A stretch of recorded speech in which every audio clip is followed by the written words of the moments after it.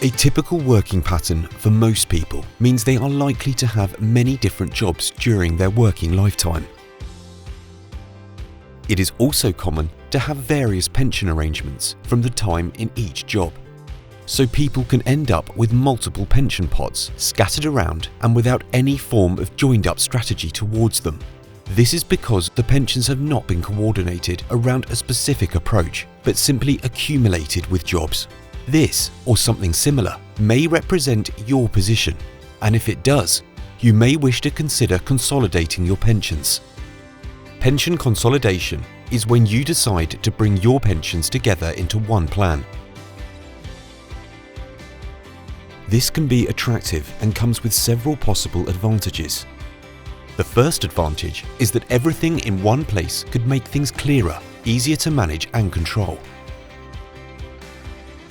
Secondly, you could save on costs or charges if you can transfer from higher cost schemes to a lower cost one. Thirdly, putting your plans together should offer you a greater number of investment options with a wider choice of investment types and funds. This could help you enhance the longer-term performance. It is always worth looking carefully at both charges and performance, as any improvement can have major impact. Take the example of a pension which has £10,000 as its current value, with charges attached to it of 2% per year.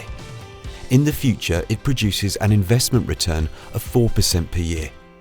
In 30 years' time, that pension will have grown to £18,114. Now compare this to another £10,000 pension, which grows at 6%, with charges of 1.5% per year. In 30 years, this will be worth £37,453. Consolidating combines easier management, less paperwork, less to keep track of, with potentially better overall terms. To consolidate past pensions into one plan is often attractive, but before doing so, you should be wary of some potential disadvantages.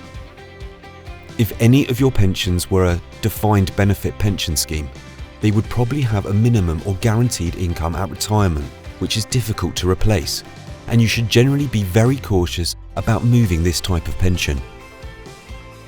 In a similar way, some older schemes, regardless of their type, may have other forms of guarantee, which could be valuable. And many older schemes of any type could have transfer penalties, which would mean you pay a cost for moving them to your new scheme. You will note that this is not a simple decision because the devil is in the detail, and whether to transfer any pension, whether consolidation is a good or bad idea, is very much dependent on your specific circumstances. Of course, consolidating can be applied to some of your past pensions. It doesn't have to be all of them. For example, if you have 5 old pensions, there is nothing to stop you merging 4 and leaving one where it is, possibly because of its guarantees, which you would want to keep.